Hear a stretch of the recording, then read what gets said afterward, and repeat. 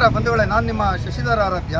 ನಾವಿವತ್ತು ಸ್ವತಂತ್ರ ಉದ್ಯಾನವನದಲ್ಲಿ ಒಂದು ಪ್ರೊಟೆಸ್ಟ್ ಅನ್ನು ಇಟ್ಕೊಂಡಿದ್ವಿ. ಏನಂದ್ರೆ ಬಿಜೆಪಿಯ ಯಾವುದೇ ವ್ಯಕ್ತಿ ತಪ್ಪು ಮಾಡಿದ್ರು ಸಹ ಅವರನ್ನು ಸಮರ್ಥಿಸ್ಕೊಳ್ತಾರಲ್ಲ, ವಿಜೇಂದ್ರ ಇವತ್ತು ಸಮರ್ಥಿಸ್ಕೊಳ್ತಾ ಇದ್ದಾರೆ. ನಮಗೆ ಲಮಾಣಿ ಅವರಿಗೆ ಷಡ್ಯಂತ್ರ ಮಾಡಿದ್ದಾರೆ ಅಂತ ಮೇಲ್ನೋಟಕ್ಕೆ ಆಲ್ರೆಡಿ ನಿಮ್ಮ 5 ಲಕ್ಷವನ್ನ ಲೋಕಾಯುಕ್ತ ಪೊಲೀಸರು ಸೀಸ್ ಮಾಡಿದ್ದನ್ನ ವಿಡಿಯೋವನ್ನ ಎಲ್ಲರೂ ನೋಡಿದ್ದಾರೆ, ಜಗಜ್ಜಾಹೀರಾಗಿದೆ.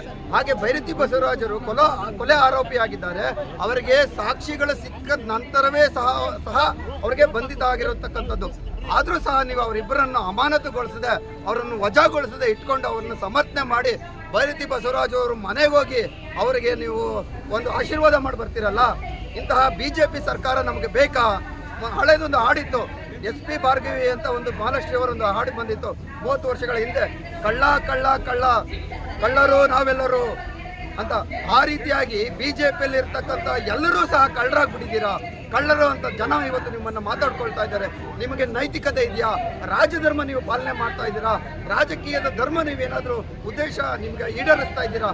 ನಿಮಗೆ ಒಂದೇ ಬೇಕಾಗಿರ್ತಕ್ಕಂಥದ್ದು, ಯಾರೇ ಬರಲಿ, ರೇಪಿಸ್ಟ್ ಬರಲಿ, ಭ್ರಷ್ಟಾಚಾರಿ ಬರಲಿ, ಮತ್ತು ಕೊಲೆಗಡುಕ ಬರಲಿ, ಮತ್ತು ಲಂಚ ತಗೊಂಡು ಬರಲಿ, ನೀವು ಪಕ್ಷಕ್ಕೆ ಸೇರಿಸ್ಕೊಂಡು ನೀವು ಸಾಮ್ರಾಜ್ಯವನ್ನು ವಿಸ್ತರಣೆ ಮಾಡೋದಕ್ಕೆ ಕೊಟ್ಟಿದ್ದೀರಲ್ಲ, ಇದಕ್ಕೆಲ್ಲ ಜನ ತಕ್ಕ ಉತ್ತರವನ್ನು ಕೊಡ್ತಾರೆ.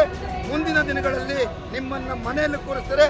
ಹಾಗೂ ನಿಮ್ಮಲ್ಲಿರ್ತಕ್ಕಂಥ ಭ್ರಷ್ಟಾಚಾರಿಗಳು, ರೇಪಿಸ್ಟ್ಗಳು ಎಲ್ಲರೂ ಸಹ ಜೈಲಿನ ಕಂಬಿ ಎಣಿಸ್ಬೇಕಾಗುತ್ತೆ ಅಂತ ಈ ಮೂಲಕ ನಾನು ಹೇಳ್ತಾ ಇದ್ದೀನಿ.